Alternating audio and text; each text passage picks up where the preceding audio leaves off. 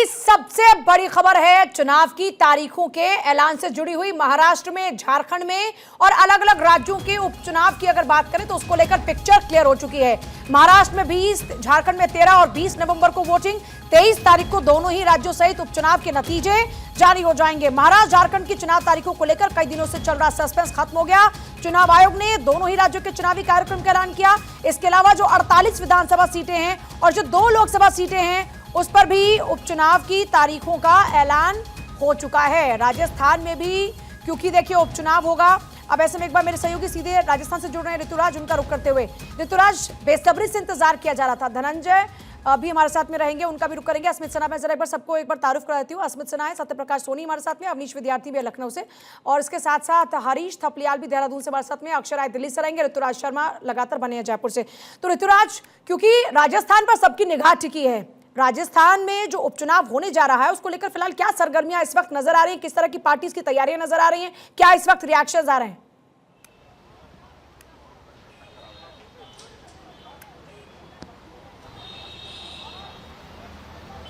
देखिए पूजा, जो 7 सीटों पर उपचुनाव हैं और जैसा कि आज घोषणा की है कि 13 नवंबर को वोटिंग होगी और 23 नवंबर को काउंटिंग होगी। 1862 यहाँ पर मतदान केंद्र हैं, 53 सहायक मतदान केंद्र हैं, 19,36,532 कुल मतदाता हैं। झुंझुनू, रामगढ़, दौसा, देवली, उनियारा, खींवसर, सलूंबर और 84 विधानसभा सीटों पर उपचुनाव यहाँ पर प्रस्तावित हैं। तो इन उपचुनाव में अगर तस्वीर की बात करें तो यहाँ पर मोटे तौर पर यह लग रहा है कि जो बीजेपी और कांग्रेस दोनों ही दल जो आजमाइश करते हुए नज़र आ रहे हैं, लेकिन जो भजनलाल सरकार जिस तरह से 9 महीने अभी तक रहे हैं, तो कुछ हद तक ये भी हम मान सकते हैं कि उन 9 महीनों में जो एंटी इनकम्बेंसी बनती रहती है, ऐसे परसेप्शन उभर कर सामने आते हैं। और जिस तरह से हमने लोकसभा चुनाव में भी देखा कि जितनी उम्मीद थी बीजेपी को उतनी सीटें नहीं आई। तो इन सब बातों को लेकर क्या विधानसभा उपचुनाव में असर होगा, यह देखने वाली बात होगी। क्योंकि अगर प्रिडिक्शन की बात करें तो हरियाणा में जो चुनाव हुए थे उसमें कई मायनों में उलटफेर होता हुआ दिखा और यहाँ तक कि एग्जिट पोल के आंकड़े ही पूरे जो वास्तविक तस्वीर आई उसमें उलटते हुए दिखे। तो ऐसे में अंदाज़ा लगाना मुश्किल है, लेकिन मोटे तौर पर ये कहा जा रहा है कि जैसे यदि 84 की सीट है, आदिवासी बेल्ट की सीट है, तो वहाँ पर जो अन्य पार्टी है आदिवासी की, वो कितना असर दिखाती है, ये देखने वाली बात होगी। इसी तरह से पूर्वी राजस्थान में जो एक जाति विशेष की राजनीति है, जिस तरह की समीकरण बनते हैं, वो कितना वहाँ पर असर दिखाते हैं। तो इन सब बातों का प्रभाव इस उपचुनाव में पड़ने वाला। यह भी कहा जा रहा है कि जिस तरह से 9 महीने का कामकाज रहा है सरकार का, उस कामकाज को लेकर क्या आकलन आम जनता कर सकती है इन उपचुनाव के जरिए? क्या वो संदेश देगी,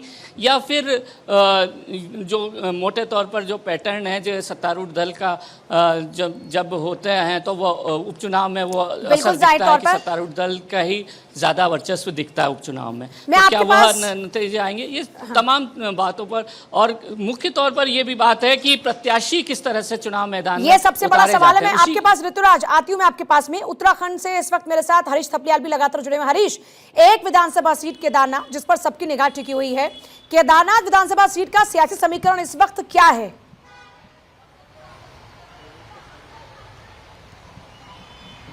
देखिए पूजा, केदारनाथ उपचुनाव का जो सियासी समीकरण है उसको लेकर के हम सबसे पहले बता देते हैं कि 3 महीने पहले केदारनाथ पैदल मार्ग पर जो है आपदा आई थी, उसको लेकर के सरकार के पर जो है वहाँ के जो लोग हैं, स्थानीय लोग हैं, उनकी नाराजगी थी। लेकिन जिसको लेकर के कांग्रेस जो है ये भुनाना चाहते थे कि देख ली आपदा आई है, सरकार जो है सोई हुई है, सरकार कोई काम नहीं कर रही। लेकिन मुख्यमंत्री पुष्कर सिंह धामी ने जिस तरीके से 32 घोषणाएं वहां पर की है विकास कार्यों के लेकर, चाहे वो सड़क मार्ग क्षतिग्रस्त का मामला हो, चाहे फिर वो केदारनाथ पैदल का रास्ता हो, तो तमाम ऐसी जो महत्वपूर्ण आवश्यकताएं वहां पर थी, चाहे वो जो सोनप्रयाग का मार्केट है उसको उसके पुनर्निर्माण कार्य को लेकर के जो मुस्तैदी मुख्यमंत्री पुष्कर सिंह धामी ने दिखाई, उसको लेकर के अब बीजेपी मजबूती की स्थिति तरफ जो दिखाई दे रही है पूजा। दूसरी ओर कांग्रेस ये दावा कर रही है कि जिस तरीके से हम जो है मंगलौर और बद्रीनाथ सीटें जीते हैं उसी तरह से हम केदारनाथ भी जीतेंगे, क्योंकि भाजपा जो है हिंदू मुस्लिम की राजनीति करती है पूजा। तो साफ तौर पर यहाँ पर सियासी जो सरगर्मियां हैं वो थूक तेज जिहाद है। वाला तो मुद्दा अब कितना देखना चलेगा होगा यहाँ कि, केदारनाथ में? जो है जो जल्दी से थूक जिहाद का मुद्दा कितना नजर आ रहा है प्रभावी? जी पूजा, एक बार पूजा अपना क्वेश्चन रिपीट करेंगे? हरीश, जल्दी से मैं चाह रही हूँ एक बार जरा इस पे बताएं, ये थूक जिहाद का जो मुद्दा पिछले कुछ दिनों से लगातार चल रहा है उत्तराखंड में, और जिस तरीके से खुद सीएम धामी ने इस पर अपना जो नाराजगी थी, जो स्टैंड है वो अपना दर्ज कराया था, इसका कोई असर नजर आ रहा है कि इस सीट पर? जल्दी से। जी बिल्कुल, देखिए मुख्यमंत्री पुष्कर सिंह धामी ने आज थूक जिहाद को लेकर के हाई लेवल कमेटी यहां पर बैठाई, जिसमें जो है डीजीपी, उत्तराखंड के डीजीपी अभिनव कुमार और जी बात पूरी कीजिएगा। इस बात के ये निर्देश दिए हैं सभी जिलाधिकारियों को कि इस तरीके की शिकायतें यदि मिलती हैं तो तमाम जो जनपदों के जिलाधिकारी हैं वो गंभीर रहे। ऐसे मामलों पर यदि शिकायत आती है तो गंभीर परिणाम ऐसे इस तरह के जो असामाजिक लोग हैं उनको भुगतने पड़ेंगे। पूजा जी, और बिल्कुल जाहिर तौर पर भुगतने पड़ेंगे। और रांची से मेरे साथ में धनंजय इस वक्त लगातार बने हुए। धनंजय, क्योंकि 2 चरणों में होने वाले मतदान की प्रक्रिया को लेकर तैयारियां तो हम पिछले 1 साल से लगातार देख रहे हैं, पॉलिटिकल पार्टीज के बीच में घमासान मचा हुआ था, लेकिन मौजूदा स्थिति की अगर बात करते हैं तो अभी क्या इस वक्त रिएक्शंस आ रहे हैं लोगों के, और किस तरीके से तैयारियां इसको लेकर अब जोरों पर नजर आ रही है दोनों पार्टीज की अगर बात करते हैं खासतौर पर? देखिए, बीजेपी ने जिस तरह से माहौल क्रिएट किया है, हेमंता बिस्वा शर्मा, शिवराज सिंह चौहान को जिस तरह से झारखंड को कमान मिला था, उसका तो माहौल क्रिएट करने में तो बीजेपी कायम हो चुकी है। क्योंकि अगर 3 महीने के पहले की बात करें तो बीजेपी बहुत धारासी स्थिति में झारखंड में थी। यहाँ पे उसके जो कार्यकर्ता थे, सर कार्यकर्ता में फूट पड़ी हुई थी, लेकिन शिवराज सिंह चौहान ने संगठन को मजबूत करने की कोशिश किया। हेमंता बिस्वा शर्मा ने आदिवासी सीटों को मजबूत करने की कोशिश की है। पहले चरण में जिस तरह से 43 सीटों पर वोटिंग होनी है, ज्यादातर सीटें उसमें जो वोटिंग होगी संथाल कोल्हान की सीटों पे, जहां पे चंपेश्वरन अपना किस्मत आजमाएंगे, वो तमाम सीटों जहां पे बीजेपी शून्य के कगार पर थी, वहां पे अगर बीजेपी अच्छी सीट मार्जिन से निकाल लेती है तो दूसरे फेज में वो संथाल के क्षेत्रों में निकालने में कामयाब होगी। अगर आदिवासी सीटों पे मजबूत तरीके से चुनाव लड़ती है बीजेपी तो सरकार बने। देखिए, एक तरीके से बताएं तो लगभग 29,562 बूथ बनाए गए हैं, 5,000 से लगभग शहरी बूथ है, और उसमें से 2.06 करोड़ वोटर्स हैं। उन वोटरों की 81 विधानसभा सीटों में जो जानकारी के मुताबिक बताया 44 सामान्य सीट है।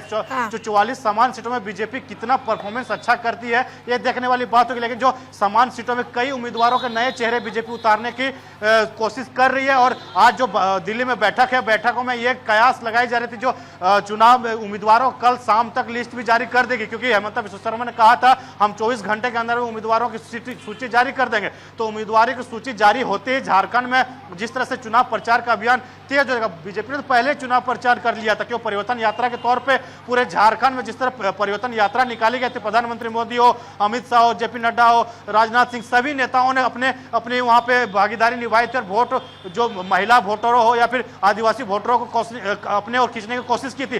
बहरहाल आदिवासी वोटर, सामान्य वोटर अगर बीजेपी के पास आ जाते हैं तो बीजेपी अपनी सरकार बना लेगी। 2019 में अगर बात करें तो आदिवासी वोटरों में पूरी तरीके से बीजेपी से छिटक कर कांग्रेस और जेएमएम में चली गई थी, क्योंकि कांग्रेस यहां मजबूत अभी भी नहीं है। कांग्रेस का जो प्रदेश अध्यक्ष है हाल में ही नियुक्त किया गया, उनको संगठन के बारे में कुछ भी जानकारी कांग्रेस को नहीं है। तो यहां पे कांग्रेस बैकफुट में दिख रहा है। यहां सीधी टक्कर बीजेपी के जेएमएम से है, और जेएमएम से अगर टक्कर यही है तो आदिवासी सीटों पर बीजेपी को जीतना होगा। आदिवासी सीटों पर अगर जीत निकालते तो समान सीटें बीजेपी के हाथों में होती है, और शहरी क्षेत्रों में बीजेपी सीटें निकाल लेती, चाहे रांची हो, धनबाद हो, हजारीबाग हो, गिरिडीह, तमाम जो शहरी क्षेत्र है, पलामू, जमशेदपुर, सीटों को बीजेपी निकाल लेती है। तो जो ग्रामीण क्षेत्र है सीटों पे जो वोटरों को लुभाने की जो कोशिश की जा रही है वो कितने बीजेपी को आती है देखने को, क्योंकि जो भ्रष्टाचार और रोजगार की बातें जो जेएमएम सरकार ने की थी, या फिर जो डेमोग्राफी चेंज हुए संथाल में, इन तमाम मुद्दों को लेकर बीजेपी भुनाने की कोशिश कर रही है। आदिवासी वर्सेस डेमोग्राफी,